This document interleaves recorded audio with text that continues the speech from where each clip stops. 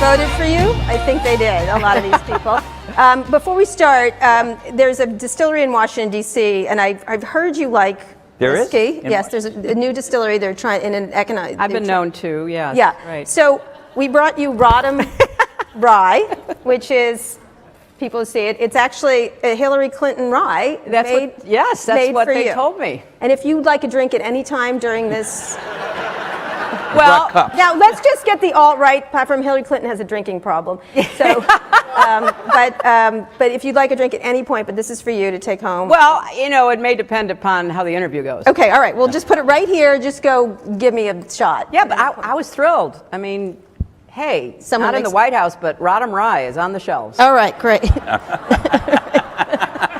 It seems like a fair trade-off. I don't know. Well, you got to take what you can get. All right. So we're going to talk a lot about tech and politics and tech in our country. Yeah. Your views on it.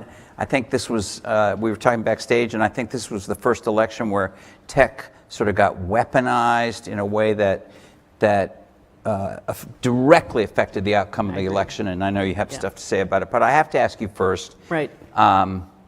Discounting all those outside forces, which were obviously very important, what misjudgment did you make and your staff that you thinking about it was something serious and that you wish you had done the opposite? Well, I'm writing a whole book, Walt, and well, I don't want to wait for the book. We don't probably have enough time for everything, but look, the overriding issue that affected the election that I had any control over, because I had no control over the Russians. Too bad about that, but we'll talk about it, I hope. Was the way that the use of my email account was turned into, the biggest scandal since Lord knows when. And, I'm just, in the book, I'm just using everything that anybody else said about it besides me to basically said this was the biggest nothing burger ever. It was a mistake. I've said it was a mistake. And obviously, if I got to turn the clock back, I wouldn't have done it in the first place. But the way that it was used was very damaging. So. And you didn't handle it? That's a mistake on your part, or the way it was used was a mistake on your part? Because we're trying to get at what you think you misjudged. Well, if you went all the way back, doing something that others had done before was no longer acceptable in the new environment in which we found ourselves. And there was no law against it, there was no rule, nothing of that sort. So I didn't break any rule, nobody said don't do this, and I was very responsible and not at all careless. So you end up with a situation that is then exploited, and very effectively, for adverse political reasons. And it was maddening, because in the middle of a hard-fought campaign, it's hard to stop and say, wait a minute, what you think you know about this is not accurate. Let me tell you, you can still judge me, you can still hold me accountable, that's fair game. But there was so much else going on at that time, and the investigation that they conducted ended in July. It was over, and I have my complaints about former Director Comey, but it was done. And then it was reignited, and it became the major reason toward the end, based on the best analysis that I can find, that I lost ground and ended up losing. So obviously, turn the clock back. But what was done, and I think it was interesting, I know you had Dean Baquet here from the New York Times yesterday, and they covered it like it was Pearl Harbor. And then in their endorsement of me, they said, this email thing, it's like a help desk issue. So it was always a hard issue to put to bed, but we put it to bed in July, and then it rose up again. Okay, I want to do one more of these misjudgment things, then we're going to go on. Goldman Sachs. Yeah. You knew you were going to run for president, or you thought you might, or probably you were thinking about it. You had to be thinking about it as a possibility. Why did you do those? I don't. Why do you have Goldman Sachs here? Because they pay us. They paid me. Yeah, no, but there's a. Look, again, I have... Let's no, get they serious. paid- but- I know they paid you, but Yes. and they paid you a lot. Yes, But yes. you didn't. You're not Yes. somebody who needed that money for the next week's shopping, and you knew you might Okay. have run. So why do it? Well, I gave speeches to many, many groups. I spoke to camp counselors, I spoke to healthcare executives, I spoke to, just a wide range of Right. groups, right? And not just in the United States, but particularly in Canada and a few other places. And I was a senator from New York. I knew these people, and I knew what they did for the economy, and I knew what they did to the economy. And I think that, speaking to them, raising questions, which I did in 2008 and 2009, people have no reason to know this, but in the 2008 campaign before the Iowa caucus, I actually ran an ad about the looming mortgage crisis. So I have to say, Walt, I never thought that anybody would throw out my entire career of standing up and speaking out and voting against and voting in favor of what I thought are good policies because I made a couple of speeches. And so when you're the Secretary of State, people want to hear what you talk about. The most common thing that I talked about in all those speeches was the hunt for bin Laden. That was, one of the central missions that I felt on from the time the towers fell on 9/11 as a senator from New York. And to be part of that, to be one of the very few people advising the president on that, that was a fascinating issue. And I thought I could tell that to a lot of different people. And, men got paid for the speeches they made. I got paid for the speeches I made. And it was used, and I thought it was unfairly used and all of that, but it was part of the background music. So let's talk about, but it was used. I think we've discussed this, you and I have discussed this idea of, how many years ago did you talk about the vast right-wing conspiracy? Let's see, it was probably 98. Right, and at the time, people thought you were? A little crazy. Right, okay. What is it like now? How do you look at it now? Because it is used, because you're someone that's got to know that a target's on your back almost every, right now, every bot in Russia is working their way with the last 20 seconds of things you said. Yes, right. Well, I hope we get into this because, look, I take responsibility for every decision I made, but that's not why I lost. So I think it's important that we learn the real lessons from this last campaign. Because the forces that we are up against are not just interested in influencing our elections and our politics. They're going after our economy, and they're going after our unity as a nation. So, yes, back in 98, look, I have been watching this and been, obviously the target for a number of years. And what is hard for people to really accept, although now after the election there's greater understanding, is that there are forces in our country, put the Russians to one side, who have been fighting rearguard actions for as long as I've been alive, because my life coincided with the civil rights movement, with the women's rights movement, with anti-war protesting, with the impeachment, or not, the driving out of office because he was about to be impeached president. Let's be specific. Yeah, let's be very specific, as if people didn't understand what I was saying. And let's talk about, Watergate and all the stuff that we lived through. And we were on a real roll as a country, despite assassinations, despite setbacks, opening the doors of opportunity, expanding rights to people who never had them in any country, was frankly thrilling. And I believed then, and I believe now, that we're never done with this work. And so part of the challenge is to maintain the energy and the focus to keep going forward. But you got to recognize the other side is never tired either. They're always looking to push back. And what we saw was in this election particularly, and I appreciate what Walt said, the first time that you had the tech revolution really weaponized politically. Before, it was a way to reach voters, collect fundraising, do things that would help the candidate who was behind the messaging. That changed this time, and it changed for a number of reasons we should talk about. You had Citizens United come to its full fruition. So unaccountable money flowing in against me, against other Democrats in a way that we hadn't seen, and then attached to this weaponized information war. You had effective suppression of votes. I mean, those of us who can remember the Voting Rights Act, the expansion of the franchise, and then I was in the Senate when we voted 98-0 under a Republican president, George W. Bush, to extend the Voting Rights Act. And the Supreme Court said, oh, we don't need it anymore, throws it out, and Republican governors and legislatures began doing everything they could to suppress the vote. So that was before we get to the Russians or Cambridge Analytica or anything of the outside. And there were lots of factors at work. And yeah, it was aimed at me, but it's a much deeper, more persistent effort to try to literally turn the clock back on so much of what we have achieved as a country.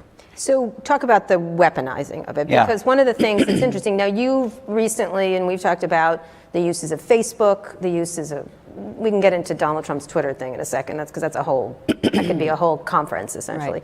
Right. But how do you look at, how do you see how it was weaponized? And it begs the question, why weren't you weaponizing it? Like, why is the right wing so good at it? And not just you, but and not just saying the Democrats. The Democrats. Yeah, well, look, here's how I see it, and I hope others will jump into this debate in the months ahead, because there's a lot that we have to understand if we're going to avoid this continuing assault on our sources of information. Here's how I think about it. I was very proud of my data and analytics team. They were largely veterans of the Obama campaigns, 08, 12, and then we brought in new people and brought in a lot of new expertise to build the sort of next generation. And we had a lot of help from some people in Silicon Valley as well. And what we thought we were doing, here's the arena we were playing in, was going to like Obama 3.0, better targeting, better messaging, and the ability to both turn out our voters as we identified them and to communicate more broadly with voters. Here's what the other side was doing, and they were in a different arena. Through content farms, through an enormous investment in falsehoods, fake news, call it what you will. How about lies? Lies are really, that's a good word too. The other side was using content that was just flat out false and delivering it in a very personalized way. Both sort of above the radar screen and below. And look, I'm not a tech expert by any stretch of the imagination. That really influenced the information that people were relying on. And there have been some studies done since the election that if you look, let's pick Facebook, if you look at Facebook, the vast majority of the news items posted were fake. They were connected to, as we now know, the 1,000 Russian agents who were involved in delivering those messages. They were connected to the bots that are just out of control. We see now this new information about Trump's Twitter account being populated by millions of bots. And it was such a new experience. I understand why people on their Facebook pages would think, oh, Hillary Clinton did that. I did not know that. Well, that's going to affect my opinion about her. And we did not engage in false content. We may have tried to put every piece of information in the best possible light and explanations, but we weren't in the same category as the other side. Okay, so you weren't going to lie. Right. Good for you. Well, yes. Well, I see you rethinking that. No, I'm not rethinking it, but everybody else better rethink it because we have to figure out how to combat but this. that's my point. Yeah. My impression is that the left, the Democrats, the liberals, whatever you want to call them, including Bernie Sanders folks and everybody on the Democratic side, which at one time, many, like 12, 15 years ago, was ahead of the Republicans on tech as it existed then, is way behind now. Yeah. And it's not just, I mean, there's a way to weaponize tech that doesn't involve lying. Right. Or having Russians help you. Right. But just, it is a political weapon. It's a fact of life now. So how do you do that? How do you do it? How do we do it? But let me just do a comparison for you. So, I set up my campaign, and we have our own data operation. I get the nomination. So I'm now the nominee of the Democratic Party. I inherit nothing from the Democratic Party. What do you mean nothing? I mean, it was bankrupt. It was on the verge of insolvency. Its data was mediocre to poor, non-existent, wrong. I had to inject money into it. This is the DNC. The DNC to keep it going. Okay. Donald Trump, who did nothing about really setting up any kind of data operation, inherits an RNC data foundation that after the Republicans lost in 2012, and they thought they had a very good operation with the setup that Romney did, called Orca. They thought that was really state of the art. They lose. So they raised, best estimates are close to $100 million. They brought in their main vendors. They basically said, we will never be behind the Democrats again. And they invested between 2012 and 2016 this $100 million to build this data foundation. They beta tested it. They ran it, somebody was able to determine about 227,000 surveys to double check, triple check, quadruple check the information. So Trump becomes the nominee, and he is basically handed this tried and true, effective foundation. Then you've got Cambridge Analytica, and you can believe the hype on how great they were or the hype on how they weren't, but the fact is they added something. And I think, again, we better understand that. The Mercers did not invest all that money just for their own amusement. Mm-hmm. We know they played in Brexit, and we know that they came to Jared Kushner and basically said, we will marry our operation, which was more, as it's been described, psychographic sentiment, a lot of harvesting of Facebook information. We will marry that with the RNC. On two conditions: you pick Steve Bannon and you pick Kellyanne Conway, and then we're in. Trump says, fine, who cares, right? So Bannon, who'd been running the Breitbart operation, supplying a lot of the untrue, false stories. Let's start saying lies. Yeah, we know. So they married content with delivery and data. And it was a potent combination. Now, the question is, where and how did the Russians get into this? And I think it's a very important question. So I assume that a lot of the people here may have, and if you haven't, I hope you will, read the declassified report by the intelligence community that came out in early January. This is 17 agencies. 17 agencies, all in agreement, which I know from my experience as a senator and secretary of state is hard to get. They concluded with high confidence that the Russians ran an extensive information war campaign against my campaign to influence voters in the election. They did it through paid advertising, we think. They did it through false news sites. They did it through these 1,000 agents. They did it through machine learning, which kept spewing out this stuff over and over again. The algorithms that they developed. Now, so that was the conclusion. And I think it's fair to ask, how did that actually influence the campaign? And how did they know what messages to deliver? Who told them? Who told them? Yeah. Who were they coordinating with or colluding with? Because the Russians historically, in the last couple of decades, and then increasingly, are launching cyber attacks, and they are stealing vast amounts of information, and a lot of the information they've stolen, they've used for internal purposes, to affect markets, to affect the intelligence services, et cetera. So this was different because they went public, and they were conveying this weaponized information and the content of it, and they were running, there's all these stories about, guys over in Macedonia who are running these fake news sites, and I've seen them now, and you sit there and it looks like a, sort of low-level CNN operation. And or a fake newspaper, like the Denver Guardian. Like a fake newspaper. And so the Russians, in my opinion, and based on the intel and counter-intel people I've talked to, could not have known how best to weaponize that information unless they had been guided. And here's guided by Americans. Guided by Americans and guided by people who had, polling and data who information. Is that? Now, let me just finish because this is the second and third step. So we know that they did that. We understand it. Best example, so within 1 hour of the Access Hollywood tapes being leaked.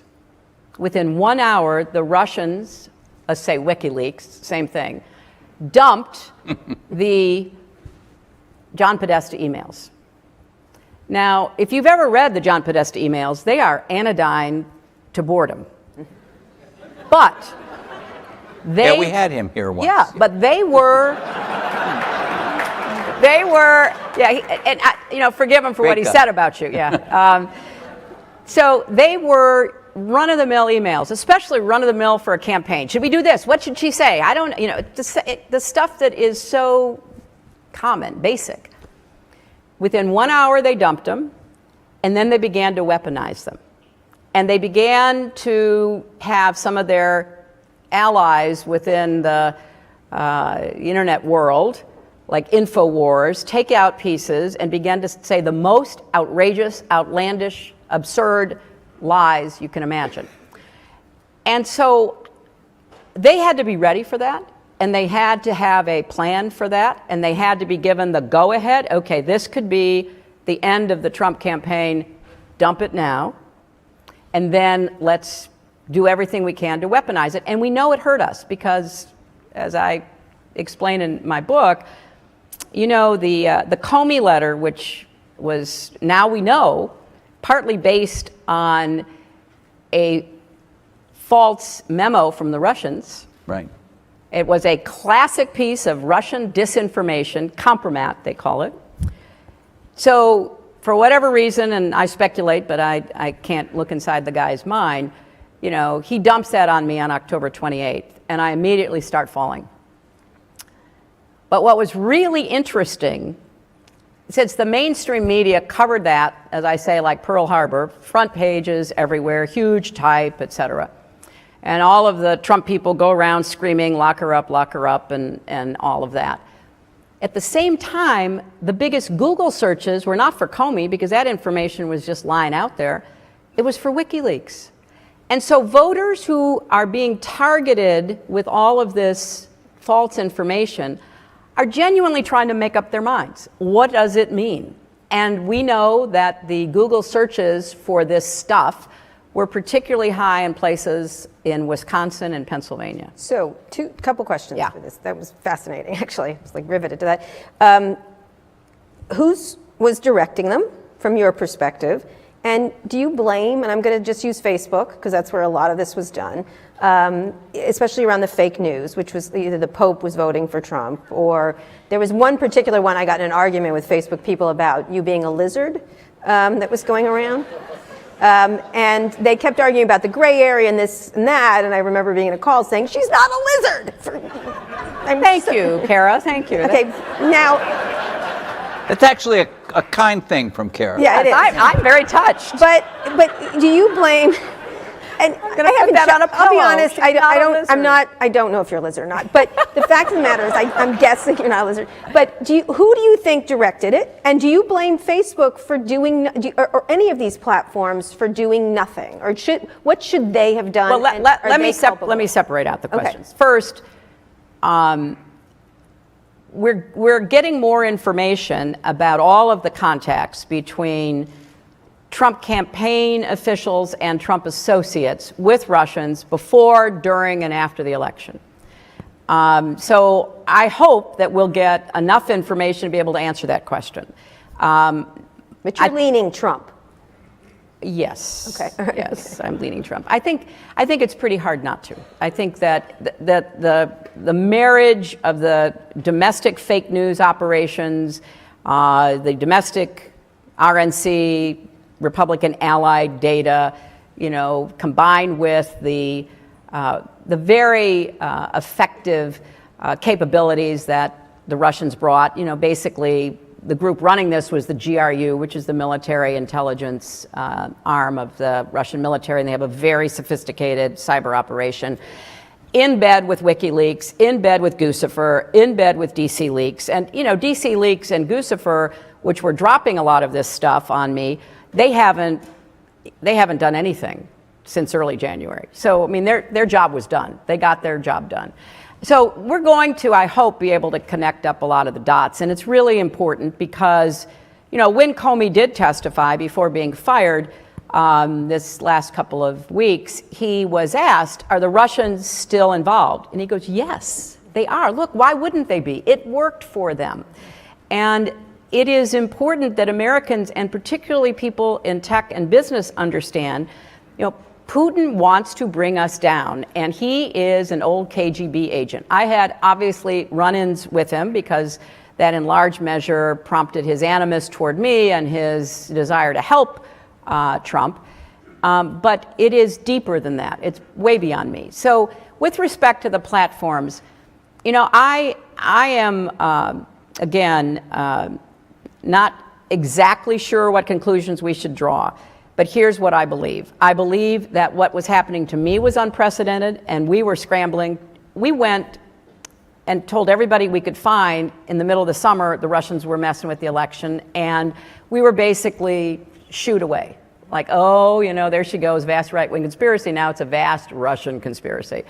Well, it turned out we were right, and we saw evidence of it. We could track it, and we could not get the press to follow it, and we never got confirmation. Remember, Comey was more than happy to talk about my emails, but he wouldn't talk about investigation of the Russians. So people went to vote on November 8th having no idea that there was an active counterintelligence investigation going on of the Trump campaign.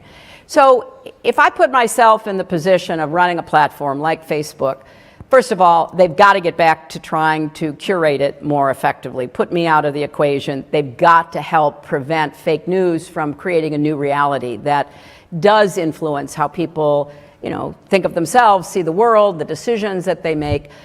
I don't know enough about what they could have done in real time. It wasn't like we were not having conversations with them, because a lot of the people on my team were. I also think I was the victim of a very broad assumption I was going to win. It doesn't matter what you do to her. Victim that you were going to win. Yeah, just, everybody. You're talking about Nate Silver and the Times. He has an 88%. Yeah. No, she has an 89%. Yeah, chance. and I never believed that. I always thought it was going to be a close election, because our elections are always close. And, if you have an R next to your name or a D next to your name, you end up often falling in line to vote for your candidate. So I think a lot of people, we'll get to that after the election. We're not going to worry about it right now. And that turned out to be a terrible mistake. Mm-hmm. So a victim of that they thought you were going to win. So what's the difference? Well, I think that was part of it. What about a financial element, that they made money from this? Oh, I think, well, look, the networks made more money than they've made in years. And we've got lots of network executives saying things like, he may not be good for the country, but he's good for business. Right. And there was that, and putting him on all the time, calling in, wherever he was from. And here's a really telling statistic that has been validated. So I had this old-fashioned idea that it really mattered what I would do as president, and so I laid out very specific plans, and I costed them out because I also think it's important to be fiscally responsible. A number of people in this audience were helpful to me, and I thank you. And we had a great tech program. We had a really good set of policies. Okay. In 2008, which was the last time you had a contested election, not somebody already in the White House, the policies put forth by President Obama, Senator McCain, got 222 minutes of airtime, okay? In 2016, despite my best efforts in giving endless speeches and putting out all kinds of stuff, we got 32 minutes. That's all. Total? Total. In all of 2016. Over like 2 years? Or well, over, what, 18 months? Yeah. That was it. So total. Does that signify that you need to think about campaign? Not you in particular. Are you running again, by the way? No. Okay. No, but... All right, but you need to campaign differently because, you know, you were saying policy doesn't matter, politics did, and Donald Trump, look, a lot of people say that he was a great campaigner, a bad president, you were a terrible campaigner, you would have been a great president, kind of thing. But you have to win. Well, and let's put the campaigning stuff on the table. But don't you have to change? I won 3 million more votes than the other guy. Right. And I had a very, very close contest with President Obama. Basically, our votes were neck and neck. He ended up with more delegates, and, you know, depending upon how you counted, I was slightly ahead, slightly behind. So we were absolutely on par when it came to actually getting votes. I won 2 Senate races in New York. So I never said I was a perfect candidate, and I certainly have never said I ran perfect campaigns, but I don't know who is or did. Mm-hmm. And at some point, it sort of bleeds over into misogyny. Mm-hmm. And let's just be honest, you know, people who have a set of expectations about who should be president and what a president looks like, you know, they're going to be much more skeptical and critical of somebody who doesn't look like and talk like and sound like everybody else who's been president.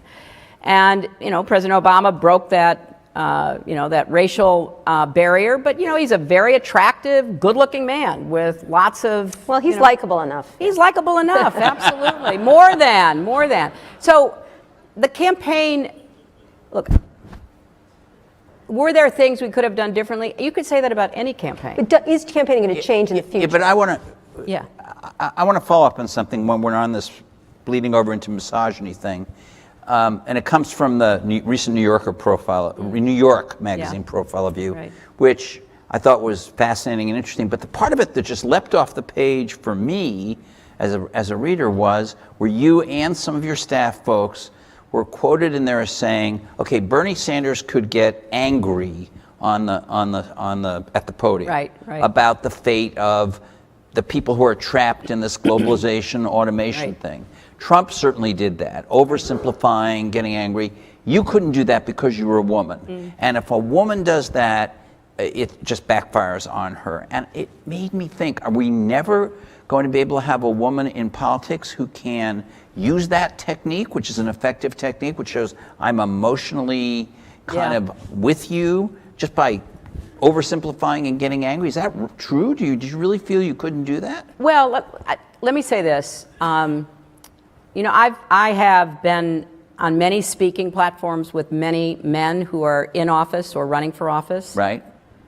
And the crowd gets you going, and you get up there, and I watch my male counterparts, and they beat the podium, and they yell, and the crowd loves it. And a few times I've tried that, and it's been less than successful. Let me just say that. And it's a little maddening because I'm as angry about what's going on, you know, as anybody, because I've seen us go backwards, as I said in the very beginning, about so many things, economic opportunity, advancements in human rights, civil rights, and the rest. Healthcare. So, I mean, I care deeply about this. And I remember when I was doing healthcare back in the day, 93, 94, and we were trying to move an agenda forward. And I went to the American Academy of Pediatrics, and I've always been particularly concerned about what happens to kids who don't get the health care they need. Right. And I gave a really hot speech, and I got hammered for it repeatedly, because I don't know what the way forward will be for others, Walt, but for me, trying to convey my commitment, my lifelong commitment, and not only that, what I've done. And, you know, I put up against anybody who ran or thought of running what I've already accomplished compared to what they have on behalf of people. It just is very difficult to go from intensity, passion, emotion to anger. So yeah, try to stay on the other side of that line. So spinning it forward, what do you think a Democrat, how do you assess the current Democratic scene in terms of tech and and also what will happen with this Russian investigation? Well, I'm not going to speculate on who might end up running. We have to first win elections in New Jersey and Virginia in 2017. We've got to take the House back and keep our incumbents and maybe make progress in the Senate. Everything will change if we win in 2018. Do you really believe you're going to say we can? Yes, I do. Democrat, I say we. Yeah, we. I'm retiring soon. Yeah. We. Yes. Take the House back. Yes. We can. Yes. We've got 20-something Senate seats that we have to defend. Well, let's look at the House. Seriously, come on. You're really smart about this. Let's look at the House. Let's look at the House. We have to flip 24 seats. Yeah. Okay? I won 23 districts that have a Republican Congress member. 7 of them are in California, Darrell Issa being one. If we can flip those, if we can then go deeper into where I did well, where we can get good candidates, I think flipping the House is certainly realistic. It's a goal that we can set for ourselves. Is the party organized to do that? Well, we're working on it. I'm working on it. We don't have a lot of time here. Yeah, well, you know, but you've got 2 very good political strategists running the Senate and the House for Democrats, Nancy Pelosi and Chuck Schumer. They know how to win elections. They're incredibly focused, tireless, and effective. So honestly, I'm hopeful about the House, and I'm working on it. I have a new organization called Onward Together, and I'm helping some of these new groups that have sprouted up online to recruit candidates, run candidates, help candidates, go to town halls, expose Republican members for their hypocrisy and the like. So we're working really hard on this. What about the Senate? I think the Senate is hard to make progress, but I think it's possible to hold our own. All of this depends upon what we're talking about. So if the Republicans continue to make progress as they are in going into the next generation of personalization, message delivery, phony stories, go to Netflix and say you want to see a political documentary. 8 of the top 10, last time I checked a few weeks ago, were screeds against President Obama or me, or both of us. Now, I love Netflix. We're not making the documentaries that we're going to get onto Netflix. This is because Hollywood isn't liberal enough? No, it's because Democrats are not putting their money there.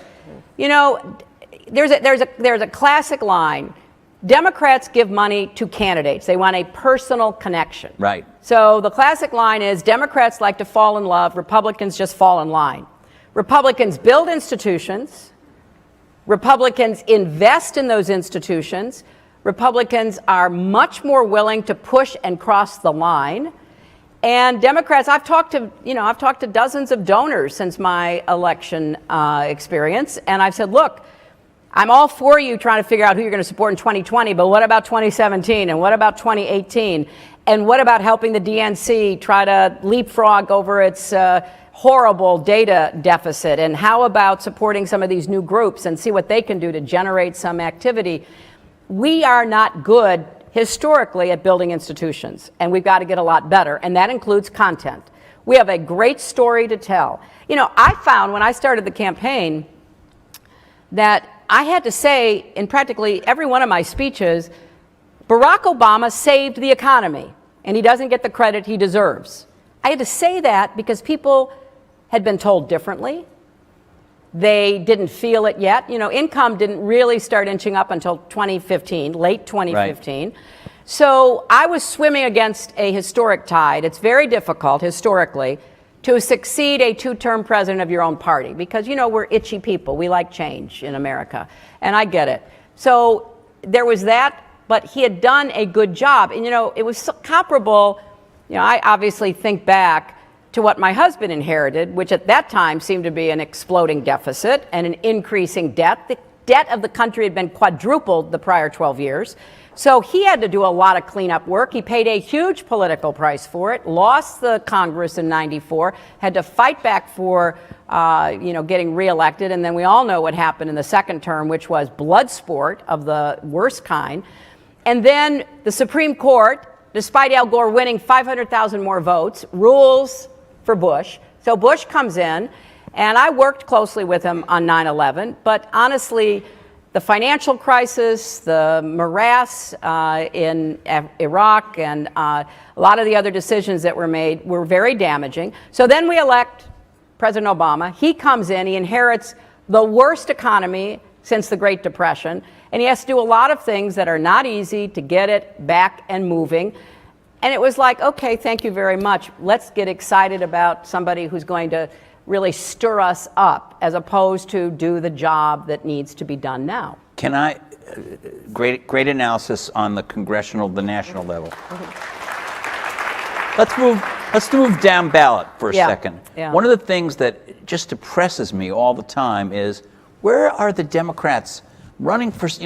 They're mad at everybody. They're mad. Every Democrat, every liberal, lots of moderates, even some moderate Republicans are scared and angry about Trump. Right. I don't see him running for school board. I don't see him running for city council. I don't see him running for state legislature. That's starting to change, Walt. It really is. I've got every finger and toe crossed. So among the groups I'm supporting is a group called Run for Something, and started by a young woman who worked for me in my campaign. And they've had thousands of people go on the website to try to figure out what does it mean to run, and then to put in information. Here's what I'm thinking of, and they're beginning to win some races. Another group that's been around for a longer time, called Emerge America, supports women who run.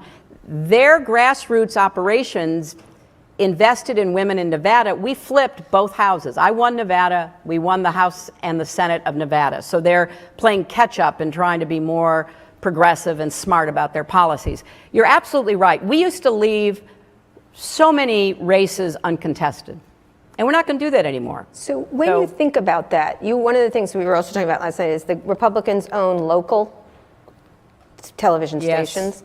They own radio.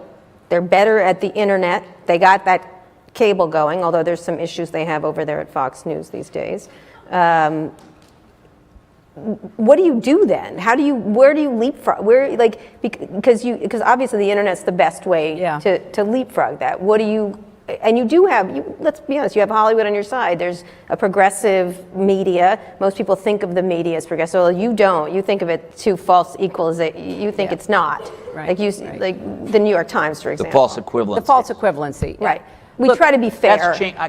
I sense that's changing. I hope so. That memo has been received. I hope so, because what? So where's the in? Where's the in technologically? This goes back to the institution building, because the media forces on the Republican side are entrenched and very effective. So you've got obviously Fox, but you also now have Sinclair buying 140 plus local stations.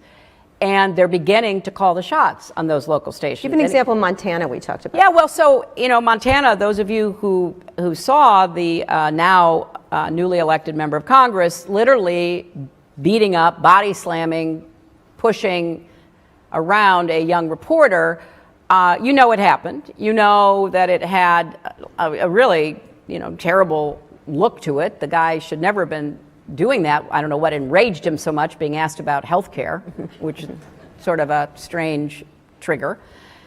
So the NBC affiliate in Montana, I can't remember which city, Missoula or Billings.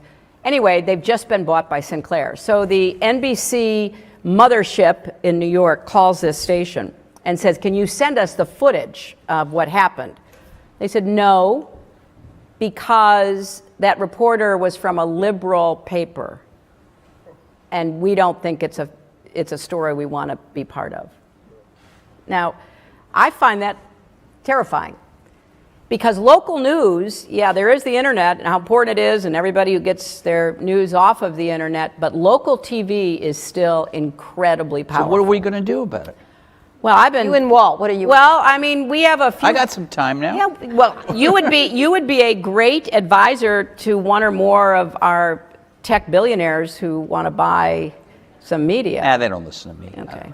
Well, then we're going to have to find other people who will compete against what is a considerable advantage on the other side. What do you think about Jeff Bezos owning the Washington Post? I think Jeff Bezos saved the Washington Post. I think his purchasing the Washington Post, which, I think a lot of people, a lot of his peers and friends said, why would you buy this ancient medium called a newspaper? But newspapers, like the Post, the Journal, the Times, a few others, still drives news online, drives news on TV.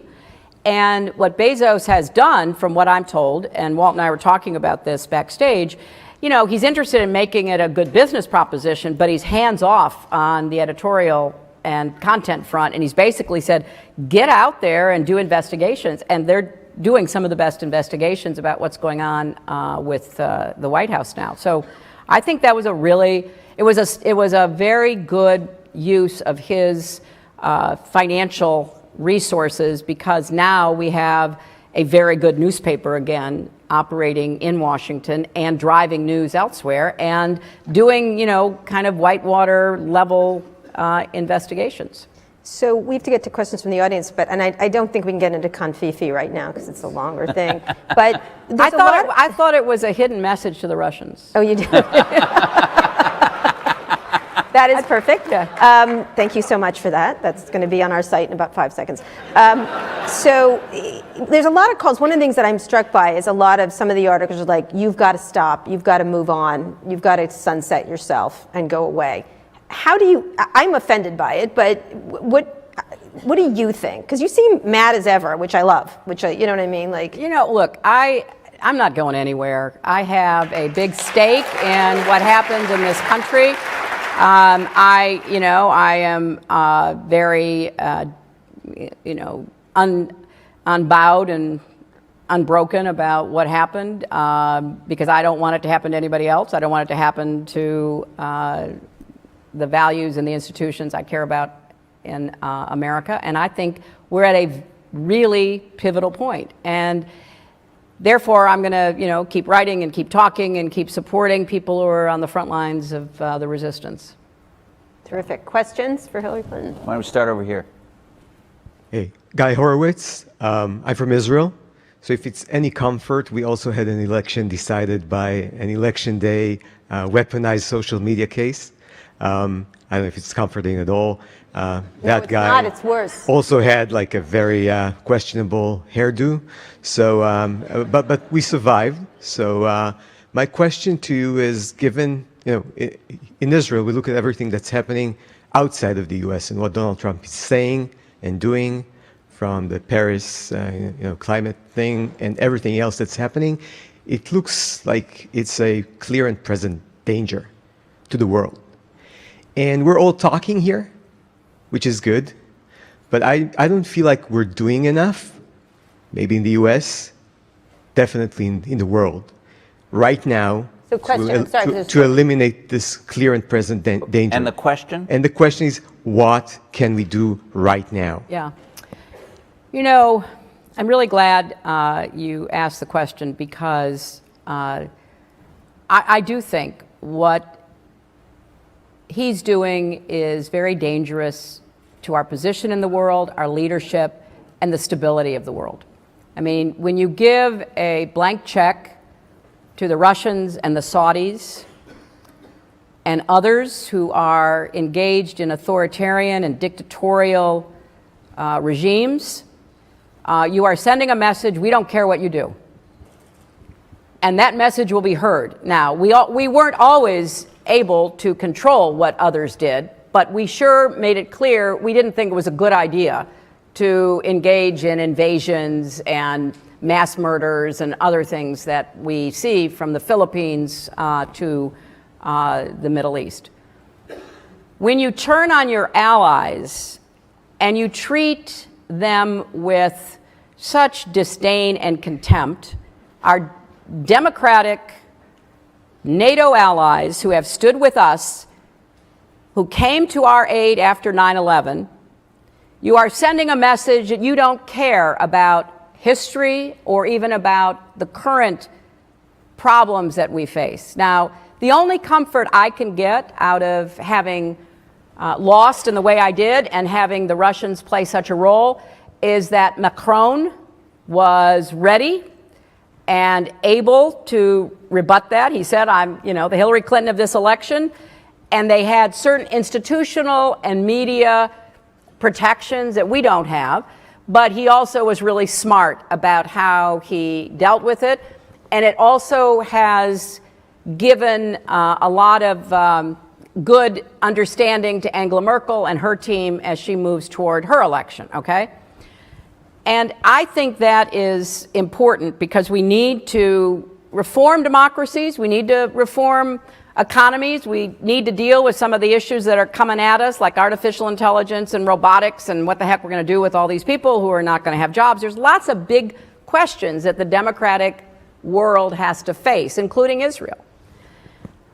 But we cannot stand idly by and allow Trump to continue to undermine the very strong foundation based on values that we in democracies share. Politicians come and go, but these values and the role that they played in stabilizing the world after the worst war in humanity is critically important.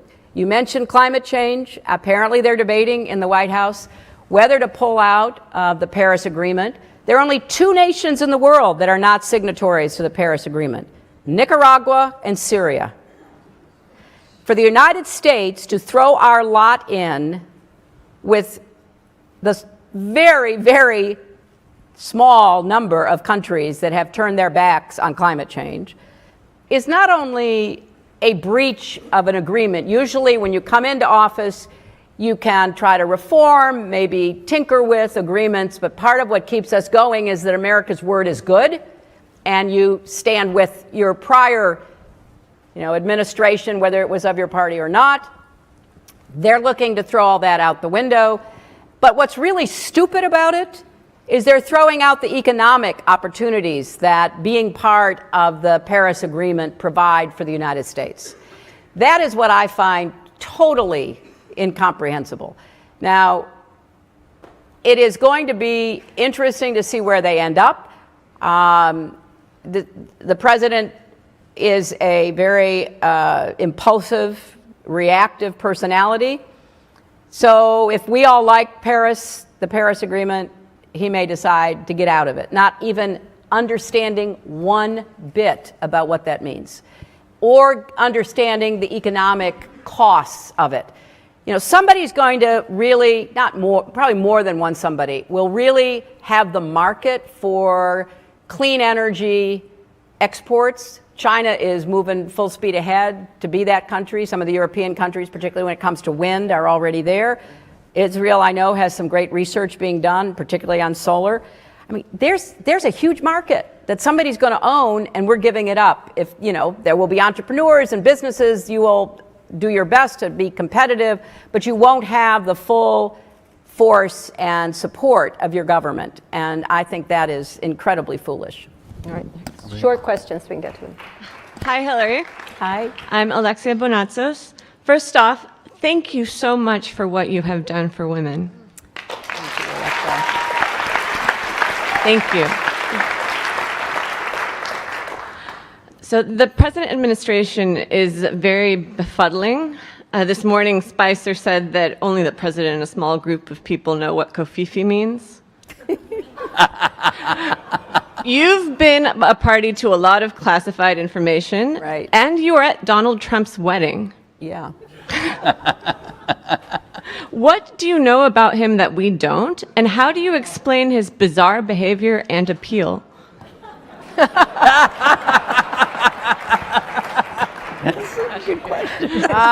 small group explanation. You don't have a high enough classification to know what Kofifi means. Look, I was never, I was never even a social friend. It was kind of a lark to go to his third wedding, But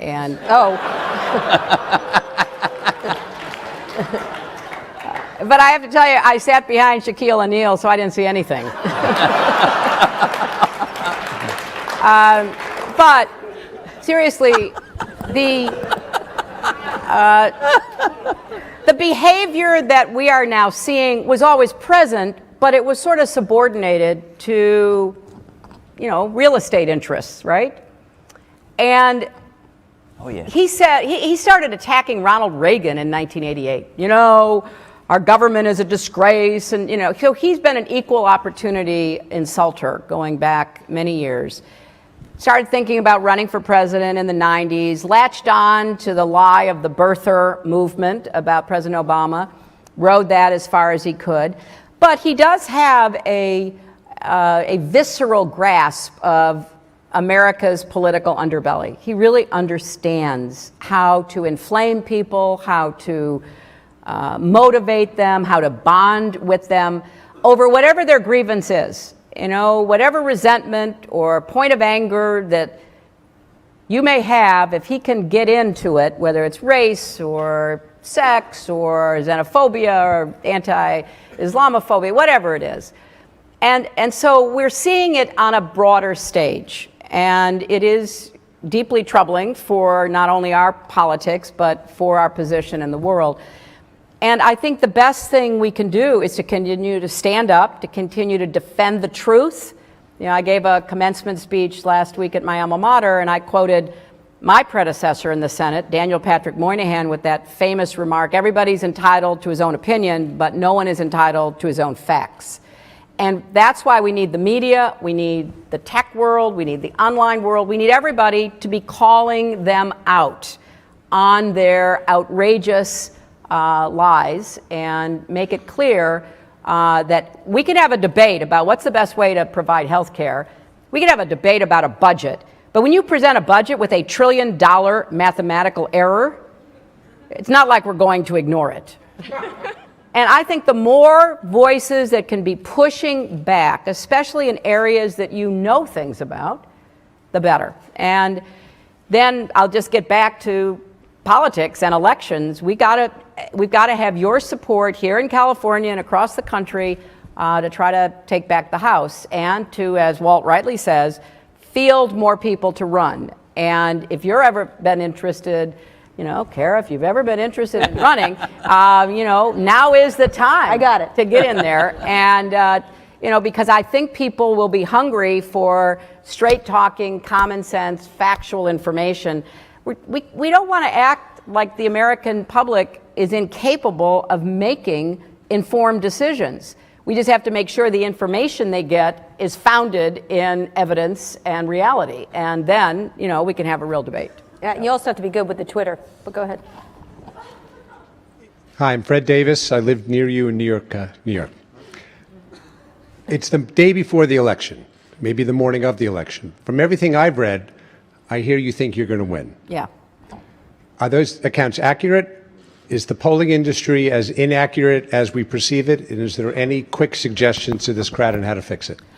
Well, Fred, yeah, I did think I was going to win. I spent the night before the election, I started in Philadelphia. We had a 40,000 person rally with Barack and Michelle, and the president had been following it closely. Those of you who know him, he was running his own polling, running his own analytics, and we thought we were going to win. That's all I can tell you. I knew that I'd taken a tremendous hit after the Comey letter, and then later I understood the role that WikiLeaks played in it.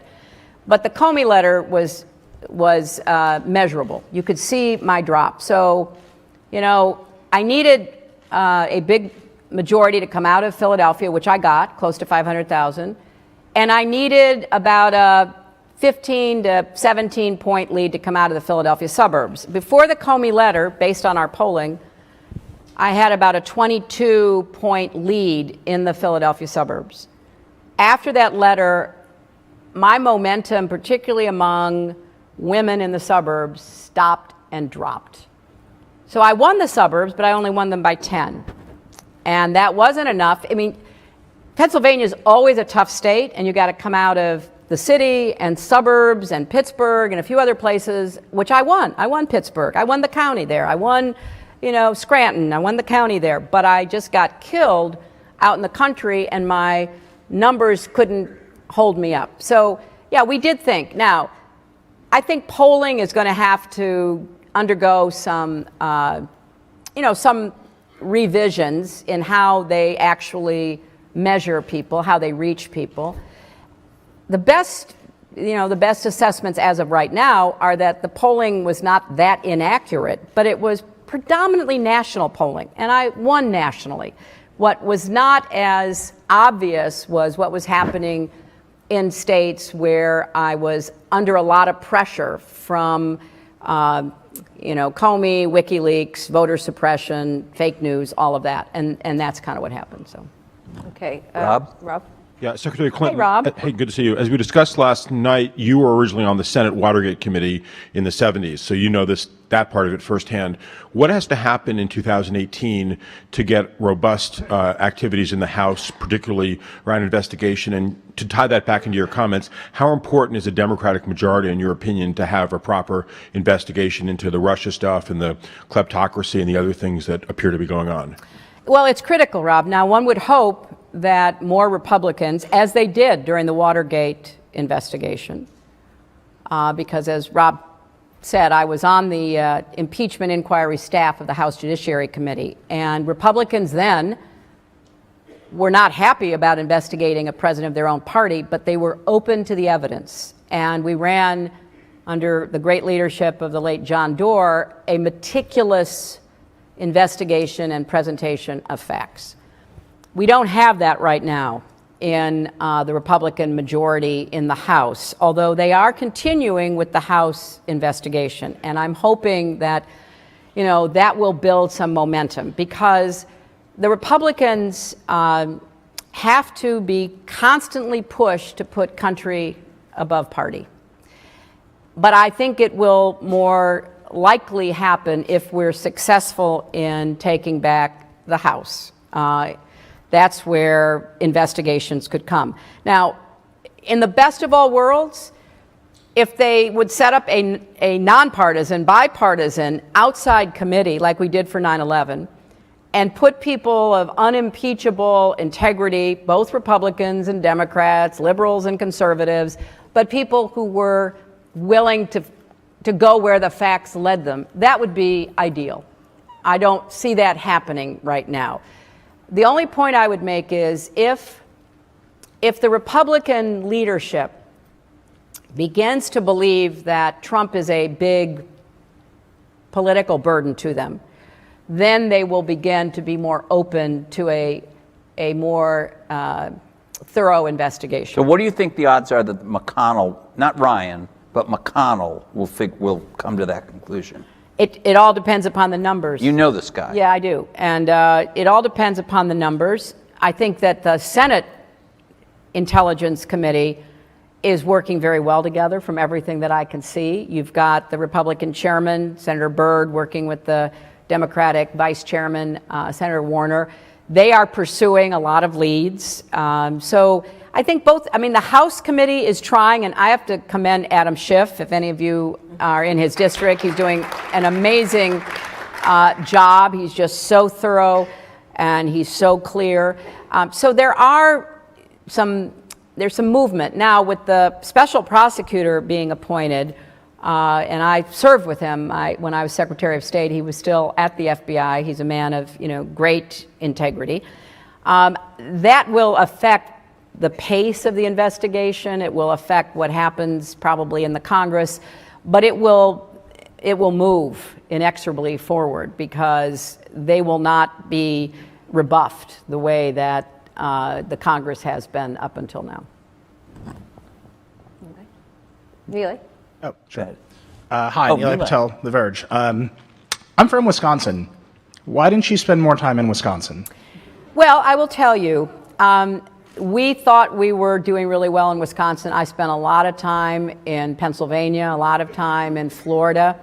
We sent a lot of great surrogates, including Tim Kaine and others, to Wisconsin.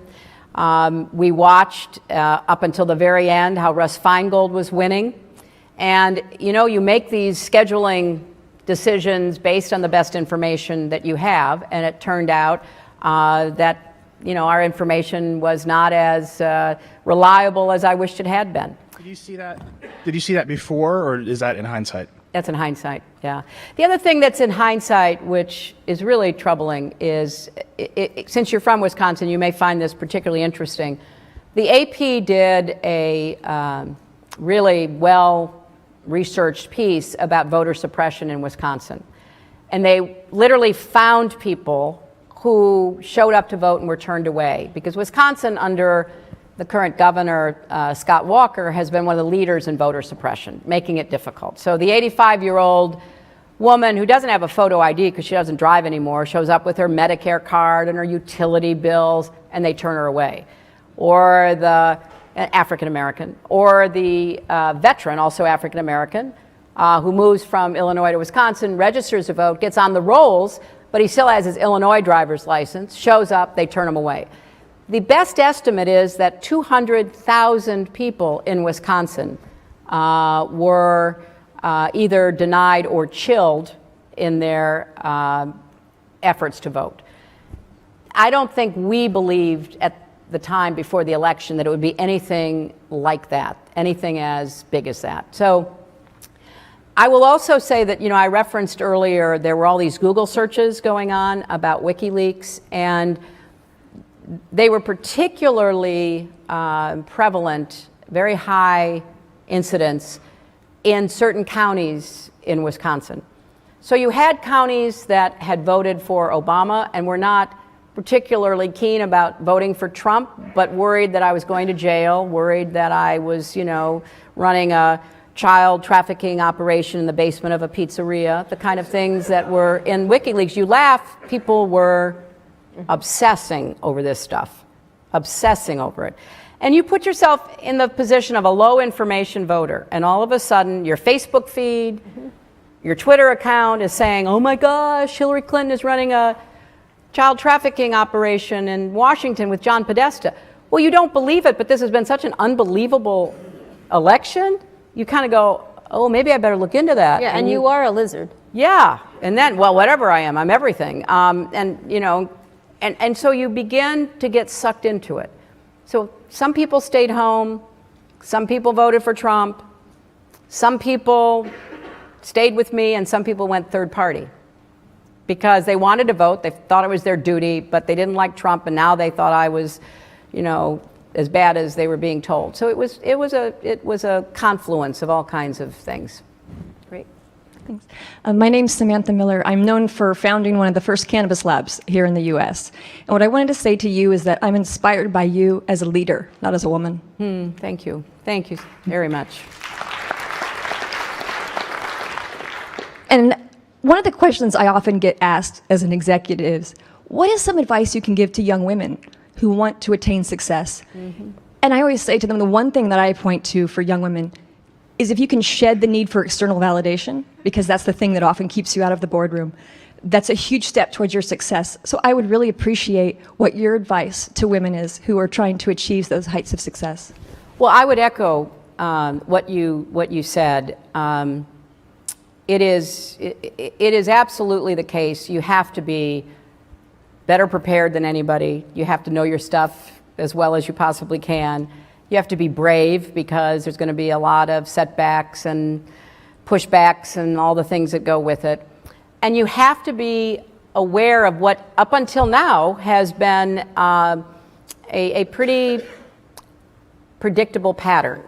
You know, Sheryl Sandberg writes about this in Lean In, and the research is convincing. So as a man gets more successful, regardless of his personality, he gets more likable.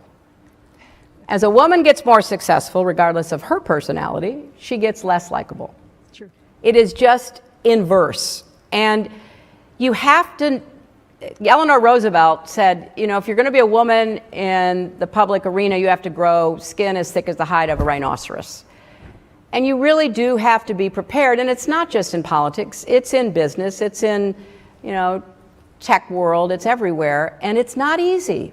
I mean, it's really, really hard. And I just tell young women to develop more confidence in themselves. You know, I've hired lots of young people over the course of my long career in the private sector and public sector, not-for-profit sector. And the conversation usually goes like this. You say to a young man, you know, I really want to, you know, I want to give you more responsibility, I want to give you a promotion, I want to pay you more. And he goes, wow, great, I'm ready, send me in. Sometimes he says, what takes you so long in getting that point? But for a young woman, it's like, you think I'm good enough? You really do? You think I can do it? Well, I wouldn't be asking you if I didn't. But there is still, even for upwardly mobile, successful young women, those doubts, that sense of insecurity.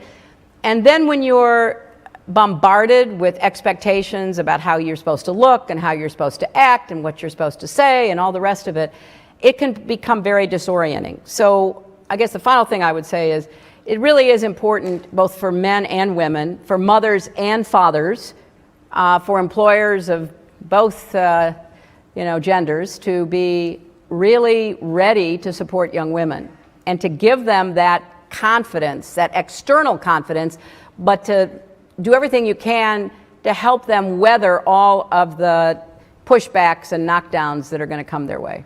All right, we have one last. Sorry. We only have time for one more question, and So it make goes it good. back over here. All right. Yeah, make pressure. it good. Pete Paschal from Mashable. Looking at Twitter specifically, you spoke a little about Facebook, but on Twitter, if you weigh all its good qualities of bringing real-time information to pretty much everyone, and its bad qualities of basically rewarding sass over substance and generally not really having a lot of nuance, do you think it has been bad or good for our national discourse in the United States? Wow. I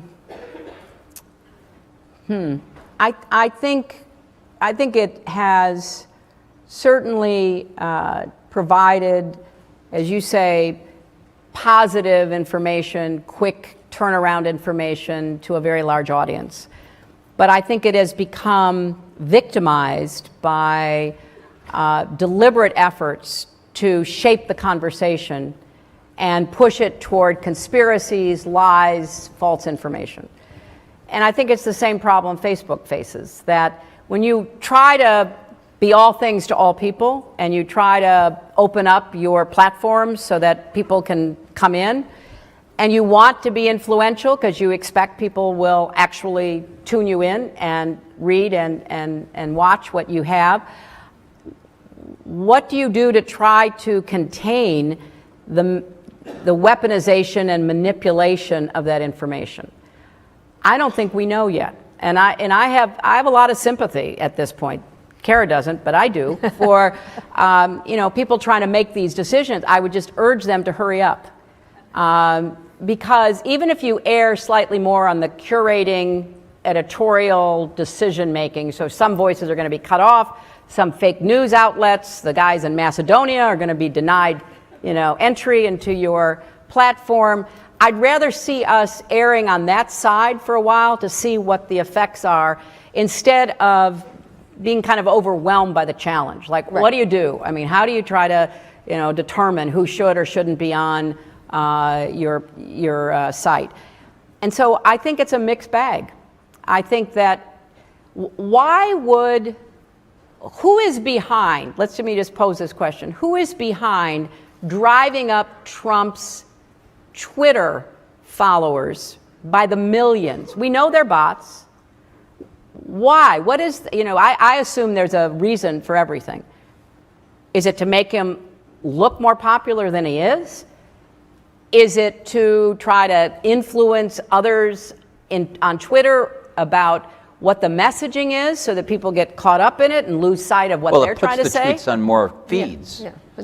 Yeah. More people's feeds see Yeah, the and no, tweets. that's my point. I mean, you've got millions of people, the bots are coming in, you've got these repetitive arguments, you're driving up his numbers, but what is it you're trying to achieve? What is the message behind this? So you're sitting in Moscow or Macedonia or the White House, wherever you are, and you're saying, just three random places, yeah. That trip may not have worked out so well. There's some blowback. Really? Pushing the guy to get Pushing the guy, failing to reaffirm our commitment to NATO, all of that. And how do we recover from that? Well, we began to divert people again. I mean, you can't let Trump and his allies be a diversion. They are a threat. And they have been effective up until now. So Twitter is a perfect example. You're going to drive up the numbers. You've got more people chasing rabbits down rabbit holes. You've got all kinds of stuff happening. Why? To divert attention. It's like Kofifi. Trending worldwide. Maybe for a minute you'll forget the latest accusations about them conspiring with Russia, or their $1 trillion mathematical mistake in their budget, or depriving 23 million people of health care. It's the circus, right? It's what a classic authoritarian does. It's not just about influencing your institutions, your values. They want to influence your reality.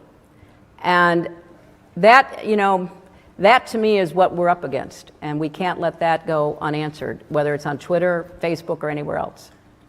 Let's end on that. That's brilliant. Okay. Everybody, Hillary Clinton. Oh my goodness.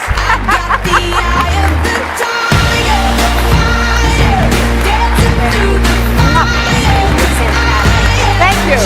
All right, thank you.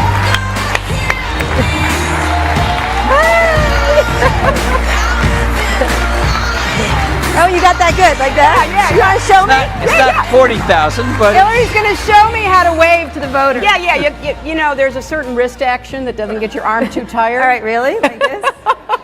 Not the